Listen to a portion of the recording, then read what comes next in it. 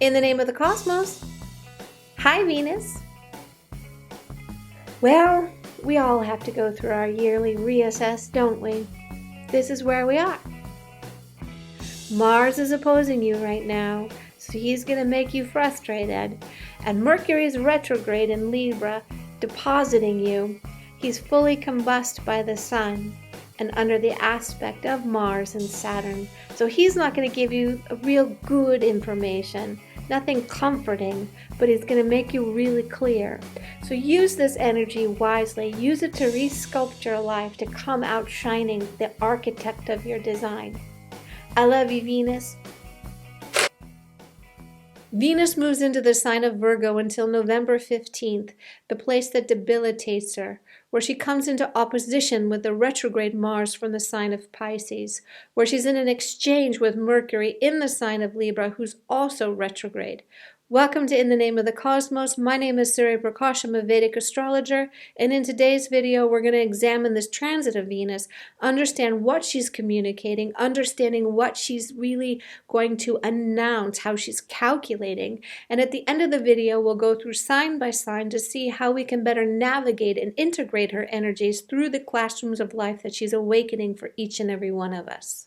Now, to understand more effectively the transit of Venus into the sign of Virgo, we also have to take into consideration the surrounding energies that are being played in this symphony. So we have Saturn, who's currently strong in his own sign of Capricorn. We have Jupiter strong in its own sign of Sagittarius, although it's preparing to leave in November. We have Mars, who's retrograding in the sign of Pisces. He's irritated. He has no footing. He has no direction, right? So it's this action, this movement of the people, the planet of our solutions, the hunter, right? The very hungry planet. And then we have Mercury, the planet of our communication, the planet of our intellectual mind, the planet of our nervous system, the planet of our ability to have transactions, our ability with commerce. It's retrograding in the sign of Libra. And it does pretty well in the sign of Libra, but right now he's heavily afflicted by 3 planets. So he's afflicted by Saturn, he's afflicted by Mars, and he has a debilitated sun who's transiting the sign of Libra, fully combusting him right now. Now, Mercury and Venus are in what's known as a Parnavatiya yoga. This just simply means that when planets are in each other's sign exchanging the energies. And normally we would consider this as an uplift for Venus, who's debilitated, that Mercury is doing well. He can share some of his energy because he's the landlord of the sign Virgo. But because of his state of affliction, he's really not able to offer support to the planet Venus right now. So when we look at Venus, what is Venus? Venus is the planet of our pleasures. It's a planet of our relationships.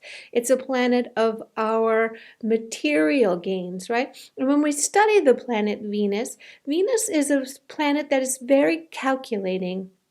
It's very interested in our success. It's very interested in our individual success, right? When you look at Venus, how Venus is depicted in classical paintings, he's a planet that he has eyes, 2 eyes on one side. So he's always looking for a better option, or you'll see his eyes looking to the side. Where Mercury is always kind of curious, looking around, Venus is actively searching for a better option. It's always looking out for our interest in regards to our material efforts. This is what Venus is adding to us. So through this exchange right now, where it's in this state of debilitation and it's under this intense opposition with Mars, and then this frustrated, burnt out Mercury, is where Venus really starts to communicate frustration. It starts to communicate its irritation, announcing the discrepancies, announcing what is not right, in our economic situation and our stability with our material wealth, right? So she's really there announcing the issues and bringing it to the table.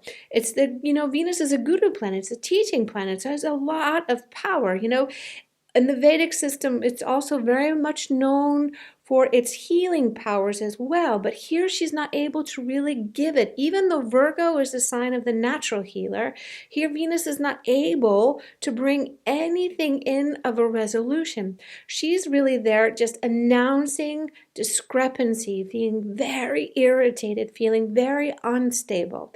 Because Venus is secretly in love with Saturn, right? So Saturn is this planet where it's often referred to in negative ways. But with Saturn, he's really there as a builder of long-lasting,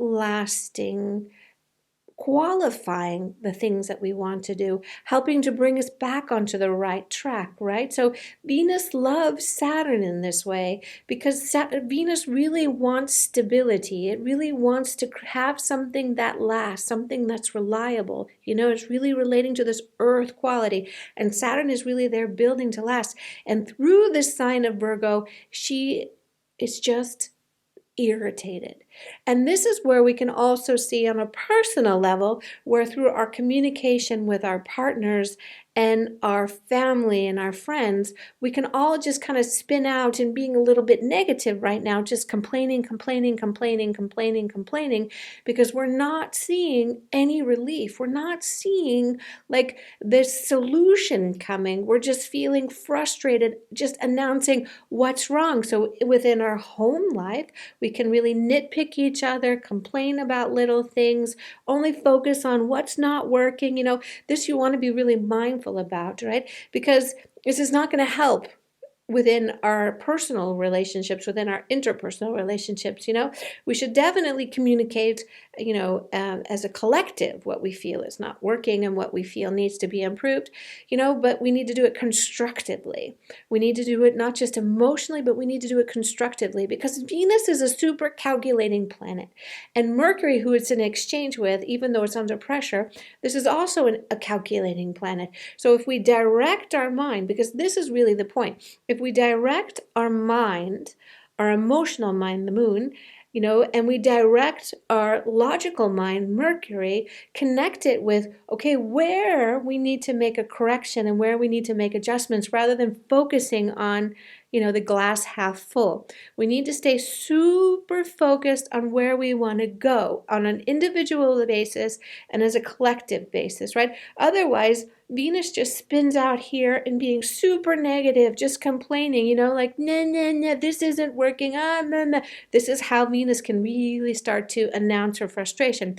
Because with this opposition with Mars, she's like igniting it in a way, in a very passionate, irritated way, where Mars in Pisces, it has no footing, right? So Mars, a hot planet stuck in a pool of water, it has no fire that's external. It's all this internal processing. And it's known to be a good placement for people with spiritual pursuits, but most people don't have a very strong spiritual pursuit. They talk about it and post about it on Instagram, but they really don't. So how this really shows out for most people is this boiling anger inside, this frustration. And then you have it with Venus, the planet of like our comfort, also frustrated. They just start to like boil over with like irritation, and then our mind and our nervous system is burnt out. So we're just at this level of like, ugh. So watch how you're communicating. Watch how you're interacting with people, right? Start to deposit sweetness. This is the real trick when you have Venus sitting through the sign. It's like you can calculate with it, really understand it, but then start to figure out how you can deposit it with sweetness, Take this space and start to deposit this space with sweetness. Start to heal this part of you. Start to heal this part of your relationship. And then, start to heal it also as a part of the world. Because, we're in this state where nobody's really allowing others to have the opinions that are in opposition, right? Because Mars and Venus also represent this push and pull of our human relation, right? There's a lot of passion there, right? And everybody's just drawing the line in the sand and just saying, this is how it is. I think you're a jerk and I don't want to talk with you anymore.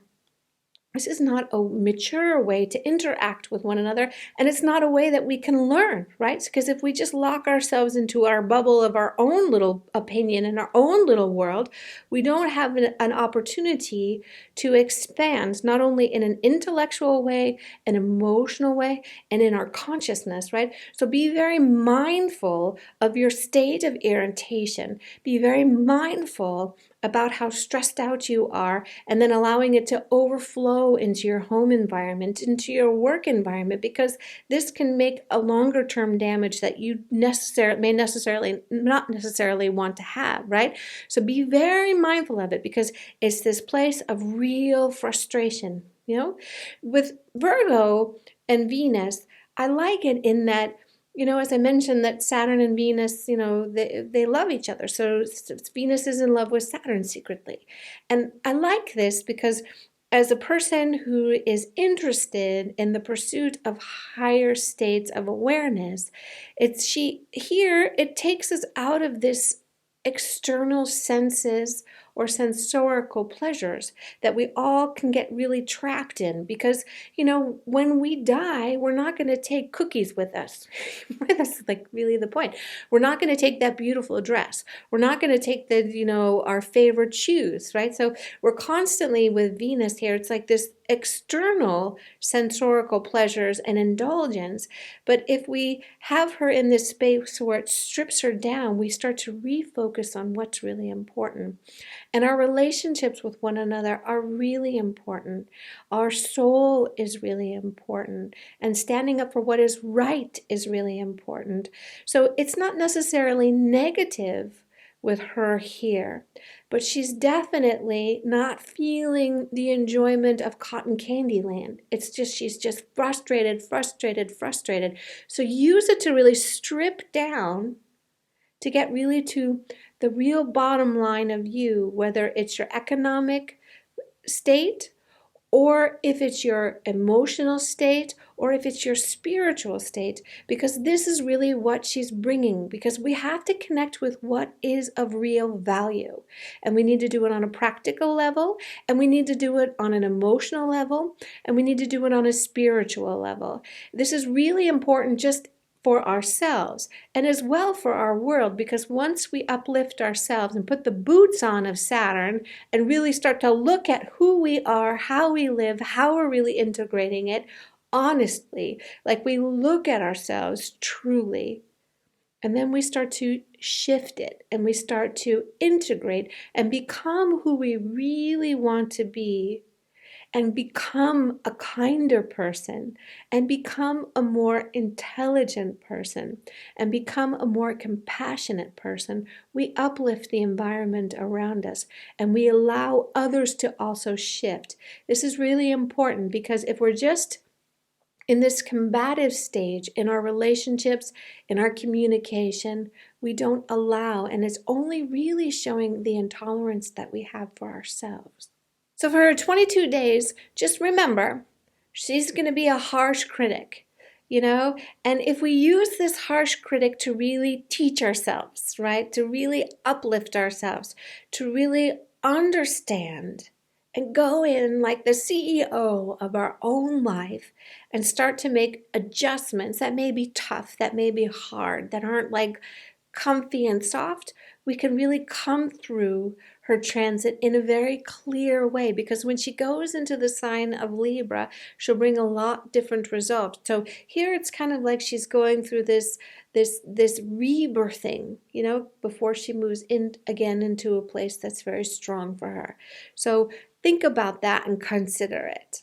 Now let's take a look sign by sign to see what's occurring in the classrooms of life for each and every one of us. And again, this is according to the Vedic system of astrology. This is different to the Western system of astrology in that we use the planet's actual placements against the fixed stars. I'll link a calculator below where you can check your Vedic sign if you don't know it.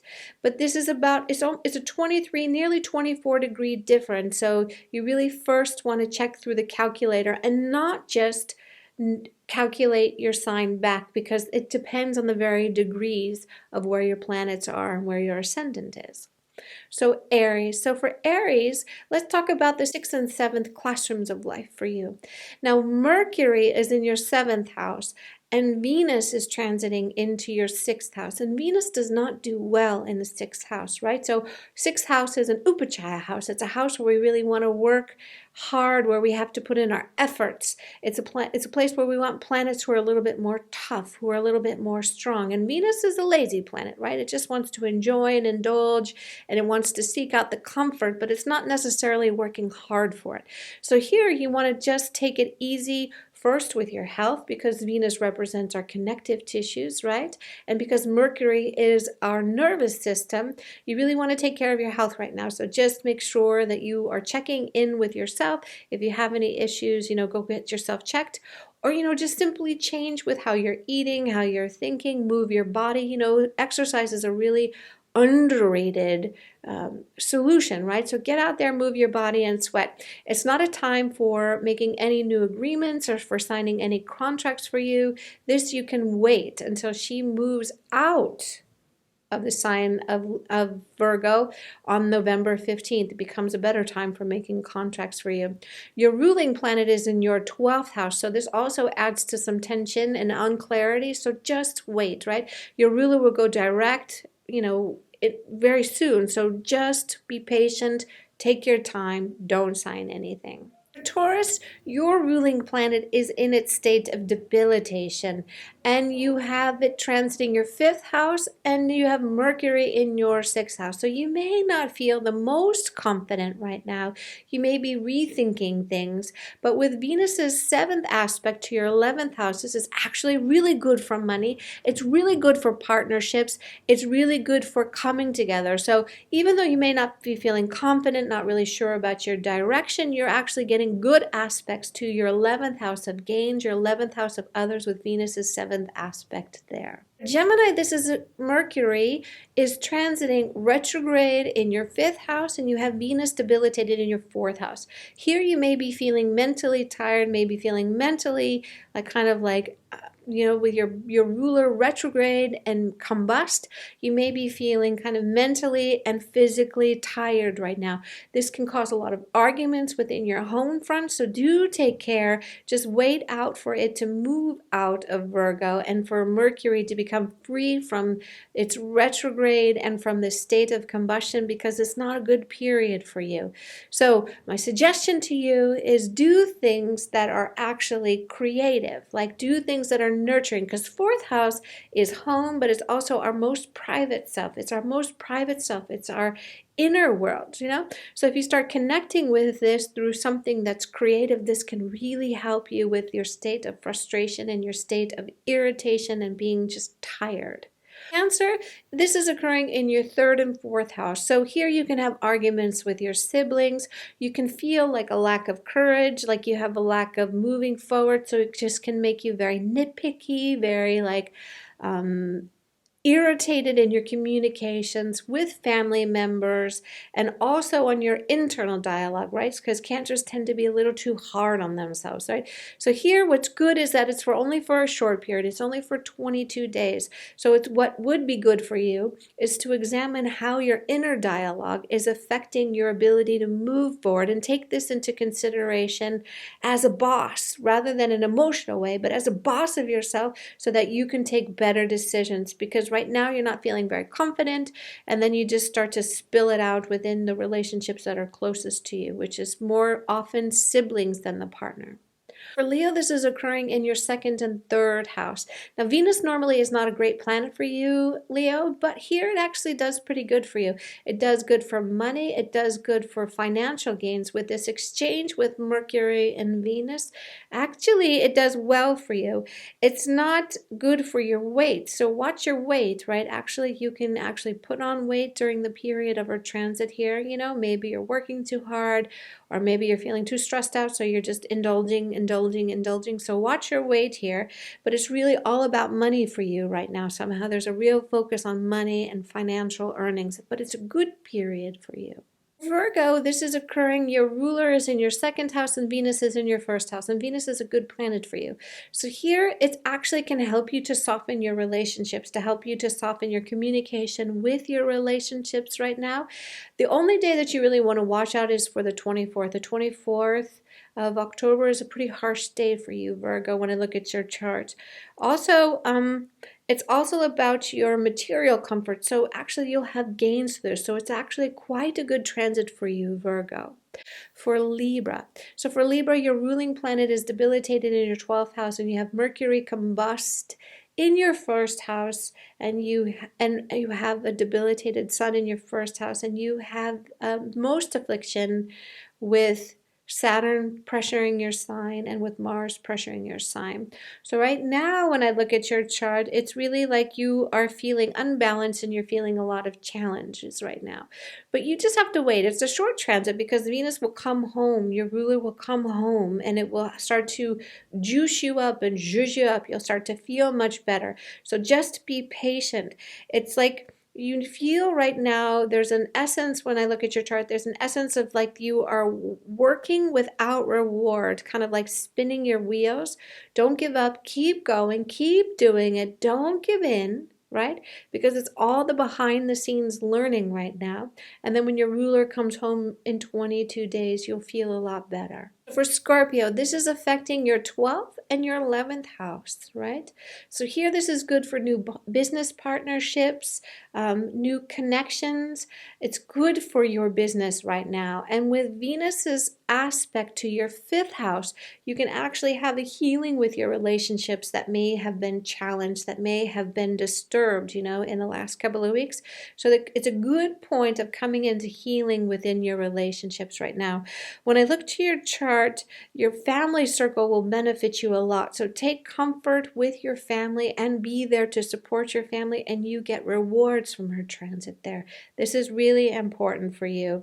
Don't overspend. There's a chance with you to overspend because with Mercury in your 12th and Venus in your 11th, you can overspend right now. So don't do that. It's actually not a wise time for overspending for any of us because there's a tendency to overspend to fill the void, right? Because Venus here also gives us false economic feeling. Don't do it. Just wait, work on connecting with your family, work on your business partners, work on those who can actually, because it can be foreign people, actually the business partners and business deals for you. So look for that. Take this 22 days to look for that. Sagittarius, this is occurring in your 10th and 11th house. It's actually a great period for you, but you need to watch out that your ego doesn't get in the way, that you feel that you know too much, that you're the expert of everything, kind of taking a little humility right now, but it's really good period for you.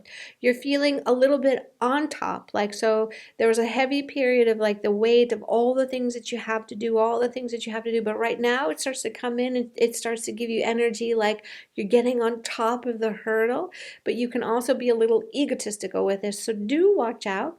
This is important. With Venus aspecting your 4th house of home in your inner world, and with Mars there, it's good for property. It's good for solving things with the property right now.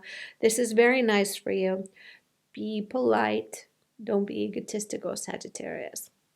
So for Capricorn, this is occurring in your 10th house and your 9th house. And Venus is aspecting your 3rd house. So this is good if you're looking for work, if you're looking for new jobs, if you're looking for starting new projects within your work.